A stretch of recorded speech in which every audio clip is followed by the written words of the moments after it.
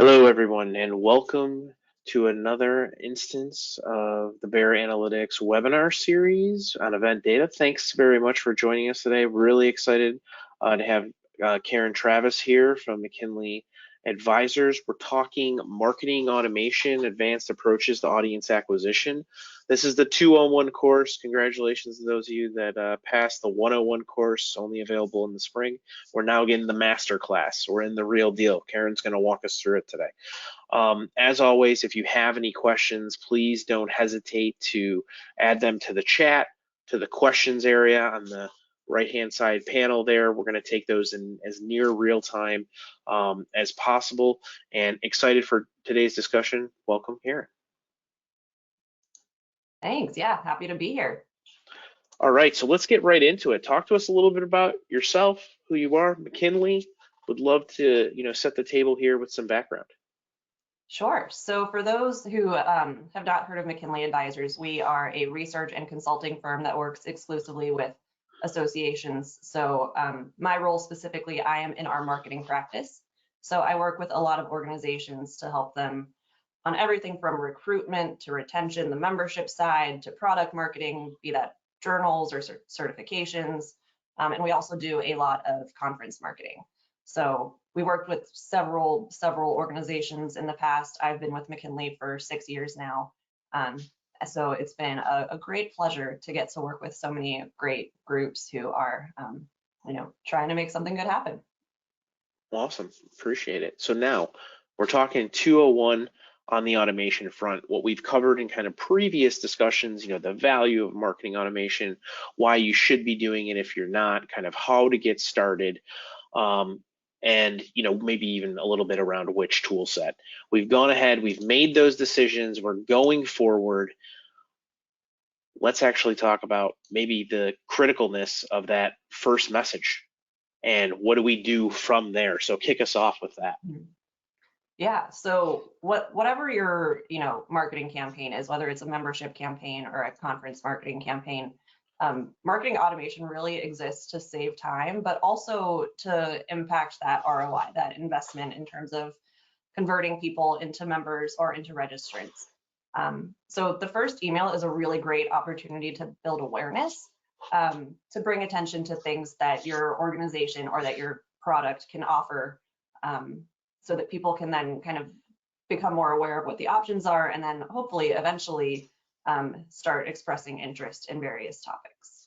So let's walk through a couple of examples. What do you typically, if we're using a fictitious organization, what might be 3 or 4 examples of interest areas? Yeah, so if we're thinking about a conference marketing email, you might have 3 kind of topics in this introduction email that explain what the conference is, what its purpose is, and then maybe you introduce the educational sessions, draw attention to 1 or 2 or 3 and why they're so important. Maybe you also introduce the networking events if there's big receptions or a great exhibit floor, things like that. And then maybe the third interest area could be something like, any other offerings happening at the conference. So I know some groups will have things like certification courses, things like that happen at their conferences. So when you send this introduction email, it's nice to introduce those 3 things. And then as individuals read the email and they click on things, that starts to give you a peek into what they're really interested in and what they're most likely to engage with further. So if somebody wants to come to a conference for the networking opportunities and they express that by clicking on networking information in an email, it's easy to follow up with more networking information for them, maybe introduce some of the education sessions, maybe introduce some of the awards that are going to be happening at the meeting, so that you can start to convert them based on what their value is from the meeting. We as the marketing team can communicate our value proposition, but the audience needs to hear it too. And so from let's call it vernacular standpoint, this is the beginning of the drip campaign. Is that a way to use that? Okay. Yep. So we've started the drip campaign. The drips are starting to flow. When you're working with a client, how many of those drips, how far down the road, should they go with that, maybe that first campaign? So that really varies. That's the unfortunate answer every time.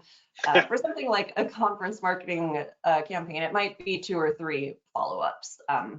For something like a membership campaign, maybe this is a new member welcome or a new member engagement campaign, and they enroll in it the day that they join, and then they receive a series of emails over the next 3 to 6 to 12 months even, reminding them of the benefits of their membership, what they can access with it, to make sure that they're really feeling the value of membership, so that ultimately they'll renew, or they'll register for a conference, or they'll register for a webinar, or they'll purchase a product from you. So the goal of it is really to nurture over a period of time and then convert people based on what we know they have interest in. So again, I'm sure it varies, but let's talk Mhm. about that period of time piece. When do you kind of want to see these drips rolling out? If we're talking, and let's go back to the initial example on the conference side. Are we talking these 3 emails, let's call it? Are they going out over 2 weeks, over 6 weeks, over 3 months? What is, again, ballpark, just kind of trends where you've seen success? Yeah, so I think, Higher Logic has done some research. I know they're a popular email campaign or email service provider for associations. Their research shows that the shorter the campaign, the better. So if you're sending out an email, a series of 3 emails, maybe send them a week apart for something that's, meant to be more of a short-term focus. Because that way people are more likely to remember, and they're more likely to have that, that moment of, oh, I remember hearing from this association last week, I should look at this email again. So those tend to be shorter. My go-to rule, though, is that the length of time doesn't necessarily matter as much as marketing automation doesn't have to be complicated. We have built out campaigns in the past that branched a million different directions based on what people engaged with or what audience segment they specifically fell into. And while it worked, it exhausted the marketing team. So instead, we stepped back, we took another look at it. Instead of having 6 emails, we honed it down to 3. Instead of using 3 segments, we honed it down to 2. So understanding where you can kind of be efficient and work that into your marketing campaigns is also really important, because marketing staff time is a major resource, and that's really one of the benefits of automation. So it's important to keep that in mind as you build out a campaign. It doesn't have to be flashy. Well, I mean, I love the idea of start simple. I mean, I think you're right. Jumping into anything in a more complex manner first, you'll see diminishing returns pretty quickly. But based on the timeline that you mentioned from, kind of Higher Logic, and it seems like your own kind of approach and strategy, those 6 email touch points would take 6 weeks, and the other ones would take 3.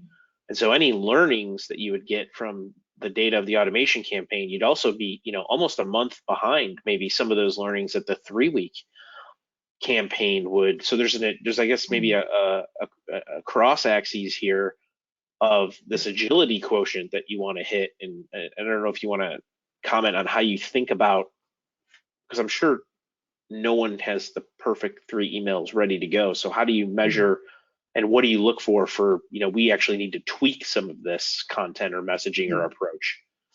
Absolutely. I mean, our standard email metrics, open rate, click rate, deliverability, doing subject line, A/B testing, things like that are all really important. I'm also a big proponent of just test and test and test, and test smartly so that you can figure out what works best. But for us, we really were also able to track conversions in some of the campaigns that we ran. So an association we worked with, they're very chapter based. So their membership entirely happens at the chapter level. And their chapters can only hold so many people. So they have a lot of turnover in their membership, and they want to keep those people who can't necessarily join a chapter because of space limitations. They want to keep them engaged with the national organization. They want to keep them involved. So they get a lot of benefits that members get, just so that they can continue to be engaged with the mission of the organization. So we did a campaign to kind of whittle those down to say, okay, of these 10,000 past members, who really wants to stay engaged? Who wants to attend a webinar? Who wants to join the online community? Things like that. So we were able to narrow it down, and we did a series of 6 emails. And we used our metric as, okay, if they open 2 emails then we'll put them on our engaged list.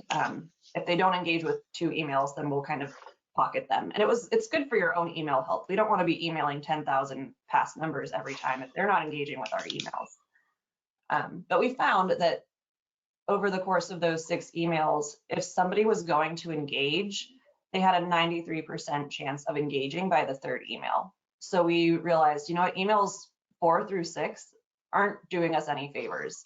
It's more copy that we're writing. It's more time that we're spending building out the flow and plugging it into the campaign. We can whittle this down to just 3 emails. So it's a lot of testing. Fortunately, there are people out there like me who have done a lot of testing myself too, and I'm always, happy to provide advice and share our thoughts as well, because we've definitely, had a lot of lessons, and it's fun to really try it out and see where it takes you. All right, there's a couple of layers to that onion I want to peel back here, because I think in the early part of what you said, there was something really critical. We've only been looking through this fictitious example on, the event recruitment or audience acquisition side, but then you mentioned, yeah, but by the way, there's also this membership campaign. And so how do you ensure with a multi-modality organization like an association that's trying to talk about a lot of things? We got a lobbying effort going on over here, our new comms plan here. By the way, we just launched a new website, the events coming up. How do you ensure the messaging doesn't get lost in kind of the cross traffic? And maybe a follow-up question to that, how do you interweave some of that messaging so it's done artfully and it's not just unitrack? Because I think the end user probably doesn't, care which department it came from. They know the organization and the brand in general. Yeah, that is definitely a loaded question, because I think it goes far beyond the automation marketing. And I think a lot of it lies in visibility and having the marketing team really own the marketing calendar. I know lots of associations are small, and those, responsibilities can be shared amongst different teams, but the marketing team really needs to have the visibility and control over the marketing calendar, what's sending when. If we're sending an email about governance on Monday, let's not also send a conference promotion email on Monday. It's kind of those easy ABCs of email marketing, but there's also an element of knowing what's going when and understanding how you can best kind of cross-pollinate. It's hard because you want to keep the call to action specific, and you want to maintain one call to action throughout the campaign. But we see a lot of opportunity for saying, okay, so this person came to our conference, but they're not a member. How can we convert them into a member? So if they attended a conference, maybe you say, all right, here's an email. Let's introduce our webinar series, our journals, and our online community. And then you can see what they engage with. And over time, you can build on that and get them to engage with a little bit more. So maybe in the first month, they're now watching your webinars. Maybe by the 3rd month, they've now, downloaded 6 articles from your journal. And then hopefully maybe by the 8, 9, 10 to 12 month range, they'll realize all of the value that is there for them and convert into a member. So it's really using those lists smartly to piggyback, and a lot of it's making assumptions, but a lot of it is also using the data that you have on your membership. Engagement scoring can be really helpful for something like this, to understand, this person is kind of new to our organization. They've attended a webinar, but that's it. They might not become a member immediately. They might not register for a conference immediately, but maybe you can get them to come to more webinars. Maybe then you can get them to, access more information on your website, and then eventually they can become a member. So it's really a nurturing process. And so let's talk about along this kind of nurturing journey as you articulated, and I like the way that you described that. Where is that data being housed? Where is it being collected? Is it sitting in the automation system, and we're looking at, kind of these touch points and these email opens, and we're generating the engagement score there? Or is it being done at and I mean, there's probably a couple answers here, but I'm going to just say it like the AMS level, because you're looking at purchase, in this case, webinar participation is, maybe you're purchasing even a free webinar and some kind of checkout card or something like that. What are you maybe leading with or looking at first out of those 2 scenarios? It's a good question. I think it's really down to the email service provider. I think a lot of it really lies in there, in your automation abilities, your segmentation abilities. Most decent email service providers have great automation options. Again, they don't have to be fancy or flashy, but if you can just set up a, like you said, a drip campaign to have emails send out a couple of weeks a month or every couple of weeks, you're no longer programming 3 emails, you're programming 1 campaign and hitting go once. So I think the engagement scoring can really happen within the email service provider to see what people are clicking on. But in an ideal world, the email service and the AMS are synced together so that can also look at the website and say, okay, this person, this unique identifier, they purchased a webinar, they opened this email, and they spent 10 minutes reading this article. So now we know where they stand, and we're able to make educated guesses about what they might want to engage with next. So the ideal world, again, is that it's all integrated, but that's definitely not always the case. So it's important to do research when you can to see, okay, we had 10,000 visitors to this webpage this month, and 50% of them came from an email that was promoting a certain content area. So there are ways to do this research when that's not always possible. So going back to something you mentioned a few minutes ago, on the email health side, right? So that's an interesting term because I think as everything's gone more digital over the last 2.5 years, email's still, a pretty useful tool and probably the main tool or the main arrow in a lot of people's marketing quivers, if you will. But obviously there's a health equation associated with it. So maybe for the audience, define email health and then talk about how automation helps improve your email health. Because I don't think any of us are in a position where we want to be email unhealthy and start to see those lists churn at a faster rate than there already are, frankly. Right. It's a very good point. Email health relies a lot on, I guess, 2 key things. First of all is having healthy email addresses. If you have a membership database that goes back 20, 30 years, I'm guessing that a good portion of those email addresses are no longer active. People have changed jobs, they've moved, maybe they've changed names for some reason. So there's a lot of kind of unusable information in a lot of email databases. So a lot of email service providers are good at kind of figuring out, hey, this person hasn't opened an email in a year, we're no longer going to send them emails. So they just do that behind the scenes without you even knowing.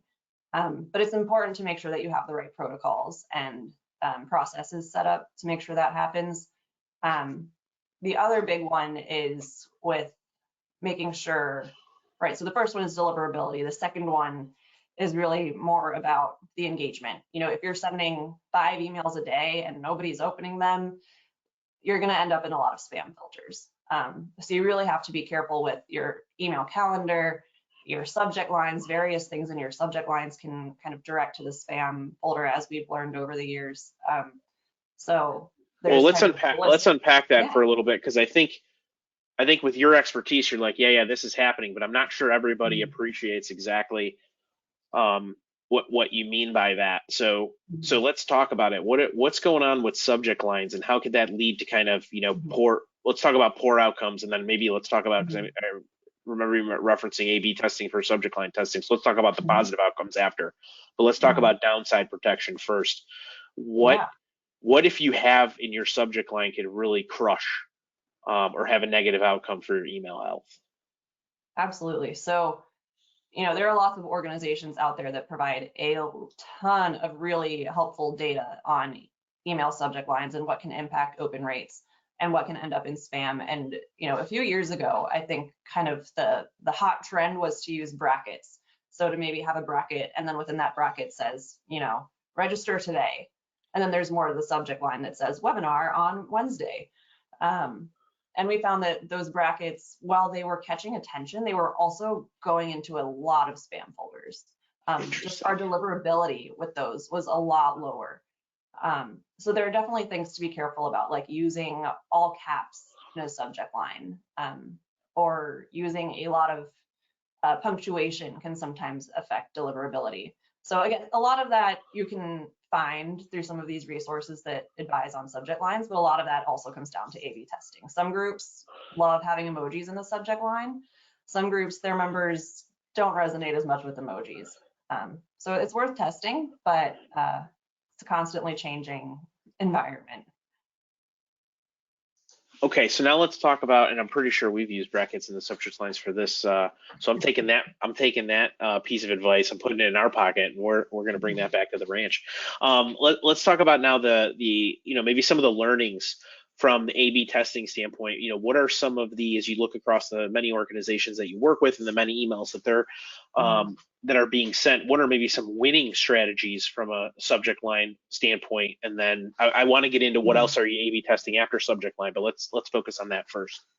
Yeah. So the shorter the subject line, the better, but you don't want it to be so short that it causes confusion. So it's good to kind of include the highlight. We've found that subject lines that include the word you or your work really well. So maybe something like your membership benefits are here, or your conference registration discount is expiring. Things like that, using the your or the you makes it feel a little bit extra personalized. Again, emojis work really well for some associations. That may not be a one shoe fits all situation, but emojis can really help grab attention. Let's see, what else? You got any? I'm just fascinated by this emoji thing. Are there any particular?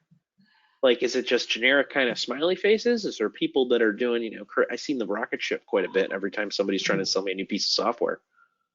Yeah, it depends on your product and your audience and what you're marketing, but we've used emojis, for fun campaigns where we had kind of a beachy motif. We've used the ocean wave emoji, or we've used the person surfing emoji with subject lines like surf into your next, career move, things like that. So it depends on the audience. Not a lot of audiences might resonate with the fun, quirky, catchy subject lines, but some might. So it's worth testing. We've also seen people use like the graduation cap when they're talking about, education courses. Or we've seen people using the check mark emoji that says, check off the next certificate on your resume, things like that. So it requires just a little bit of creativity. I mean, there's hundreds of emojis, so the options are plentiful. Yeah, no doubt. We are over emojied, I think, right now. But that aside, from an A/B testing standpoint, what else after the subject line? Understanding that's kind of the first gate, right? We're not getting to the body of the email without going through the subject line first. But what else are you finding? Or what else let me start with what else are you testing before we talk about findings, maybe? Yeah, I think even stepping back just a little bit is that when you're doing these A/B testings, you have to be really strategic. You can only really test one thing per A/B test. So maybe that's putting an emoji in the subject line. The A version has an emoji, the B version has the exact same subject line, but without the emoji. But that being said, we've tested things like send time, send date. We've gotten into the body of the email to see what kind of calls to action work best. There's always that button in the email, and does it say learn more? Does it say register now? Does it say something like see for yourself? So there's a lot of testing with that call to action. I think recently we've seen a lot of engagement and a lot of data telling us that calls to action should be focused on the value and not necessarily the logistics. So rather than saying register now, you should say something like be at the, world forum for this topic, things like that. It sounds like you're about to enlighten our group with cracking the nut around timing. So what are you seeing around when emails should be, delivered and landing in inboxes? So I would say for a professional, your standard professional association where your members are working a 9 to 5 schedule, emails that send early in the morning work really well because then they see that when they get up, they see that as they're starting their day. Or emails kind of right before the lunch hour tend to be good. It also depends where your audience is. If you have audiences across the globe, an email at 7 a.m. Eastern time might be the middle of, dinner time in another country. And there are also organizations whose members don't necessarily work a 9 to 5 schedule. So knowing through testing their habits, when are they opening emails? When are they, scrolling their phones, while they take a break. Things like that. It's important to kind of understand your members a little bit. But in general, I think a good rule of thumb is early in the morning or right around midday.